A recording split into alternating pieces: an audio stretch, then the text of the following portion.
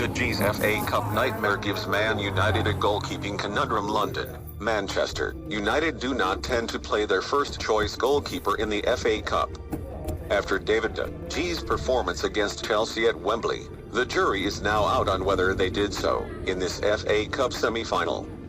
De Gea made his first appearance in the competition since the 2018 final, a 1-0 defeat to Chelsea in which Eden Hazard scored the only goal of a drab game.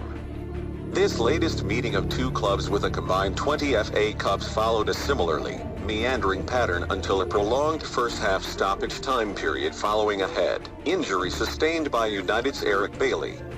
The defender was stretchered off, and, with his side having switched from 3 centre-backs to 4-3-3, Chelsea struck in the 11th added minute. Willian released Cesar Azpilicueta down the right, and the Chelsea captain found Olivier Giroud with a driven cross that the striker met with a deft near-post flick. De Gea had only a moment to react but could only slow the shot as he fell backward, allowing the ball to dribble over the line. If there was any doubt the goalkeeper had already become the fall guy, he made sure with a dreadful error moments into the second period. Brandon Williams passed the ball straight to Mason Mount, who charged infield before firing a speculative 20-yard drive that possessed only minimal swerve. De Gea, though, was slow reacting to his left, and the shot went in off his fingertips with embarrassing ease. United were second best all over the pitch throughout this game and may well have lost regardless, but De Gea helped give Chelsea the initiative and, in doing so, turned scrutiny upon himself at the end of a week that began with him reaching 400 appearances for the Old Trafford club. Between 2013 and 2018, De Gea was named in the PFA Premier League Team of the Year 5 times and won United's Players Player of the Year award 3 times. In the midst of those awards, he almost joined Real Madrid in 2015, only for a now infamous broken fax machine to scupper the deal. United breathed a huge sigh of relief, perhaps a sense that lingered when he was handed a £375,000 a week contract 2 years ago, running to 2023. De Gea should be in his prime, and time remains on his side to prove he can recapture his old form. But there have been many times this season, before Sunday's howler, that suggest the Rot has set in mistakes against Watford, Everton, Tottenham and Bournemouth have continued a decline that began some time ago. Playing him against Chelsea was designed to add stability amid a formation change, but instead cost United a place in the final.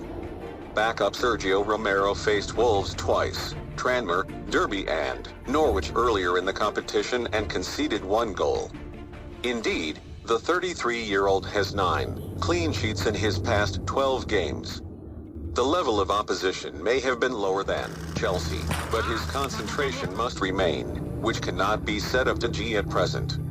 I can't speak for David De Gea's confidence, but he is mentally very strong, Solskjaer told the BBC. He knows he should save that one 100 times out of 100, but that's football for you. I made the decision to play him, and mentally, he was ready for it. The way things are going, Dean Henderson could start next season in goal for either of these teams. On loan from Man United at Sheffield United and with a contract running down, the 23-year-old has been linked with Chelsea as they ponder the future of Kepa Arrizabalaga, left out at Wembley in favor of Cup goalkeeper Willy Caballero. Solskjaer mentioned the need to move on after this defeat, with a pair of games ahead that will decide his side's top 4 fate in the league. After Leicester lost at Tottenham, United will seal a Champions League place if they avoid defeat at home to West Ham on Wednesday and at Leicester 4 days later. They also have a potential way-in when the Europa League resumes next month. It is between us, Chelsea and Leicester for those last 2 positions, said Solskjaer. The more help we get from others, the better. But if we do our job on Wednesday, we will be in a good position before we go into the Leicester game. We have just got to regroup and go again. We have got loads of things to learn as a team, but we are learning. We are developing. Leicester's defeat was also a fill-up to Chelsea and Lampard, who won the tactical battle on Sunday by using a back three shape to nullify United in attacking areas and end their unbeaten run at 19 matches. With Paul Pogba, Anthony Martial and Mason Greenwood all on the bench, Solskjaer's team selection reflected signs of fatigue in their midweek win at Crystal Palace. United started with a back three, then went to a 4-2-3-1 shape following Bailey's injury, but were a shadow of the team that has played so well since the restart.